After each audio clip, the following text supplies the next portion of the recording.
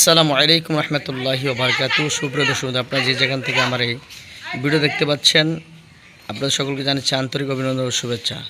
যে ছেলেটি আমাদের সামনে বসে আছে, সে একজন অন্ধ কোরআন হাফেজ। আল্লাহ তাআলা তাকে এত একটি সুন্দর কণ্ঠদান করেছেন, তার কণ্ঠে আজকে আমরা কোরআন তেলাওয়াত শুনবো। যে যেখান থেকে আমার এই ভিডিওটি এবং তার কোরআন তেলাওয়াত শুনতে পাচ্ছেন, সাওয়াবের নিয়তে শুনবেন।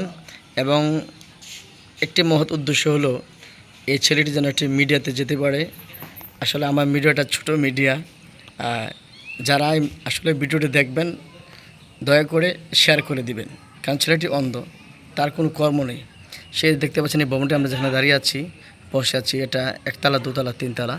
সেই মাদ্রাসায় পড়াশোনা করছে, ওস্তাদের কাছে হাফেজ হয়েছে এবং আলহামদুলিল্লাহ এখন বিভিন্ন জায়গায় এলাকায়, কুমিল্লা জেলা রামচন্দ্রপুর গ্রাম নাকি ইউনিয়ন এবং বিচাবিদলা তার গ্রাম, সেই গ্রামে পড়াশোনা করে এবং এই একই মাদ্রাসায় পড়াশোনা করে এখানে সে আবার ছাত্রদেরকে পড়ায়ও, বিভিন্ন জায়গায় ওয়াজ মাহফিল, মিলাদ মাহফিল তাদের দোয়া করায়।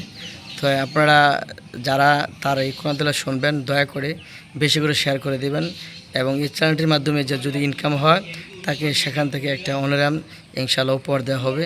দয়া করে সকলেই প্লিজ দয়া করে আমার এই চ্যানেলটি শেয়ার করে দিন বেশি করে।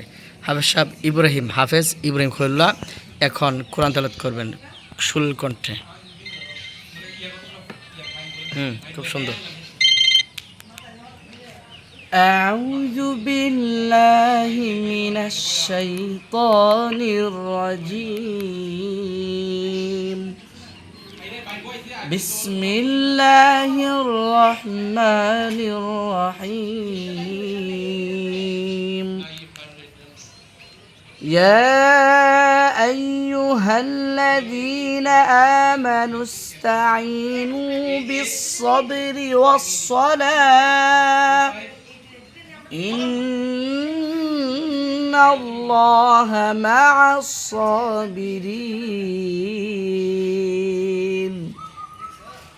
ولا تقولوا لمن يقتل في سبيل الله أموات بل أحياء ولكن لا تشعرون.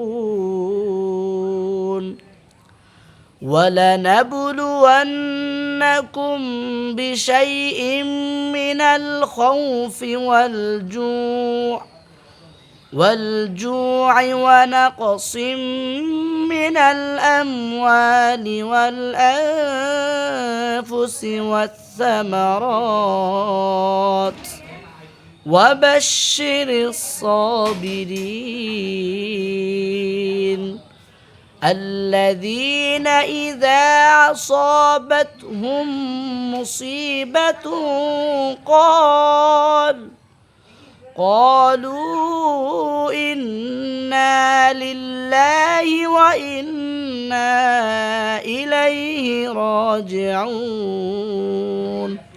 صدق الله مولانا العظيم.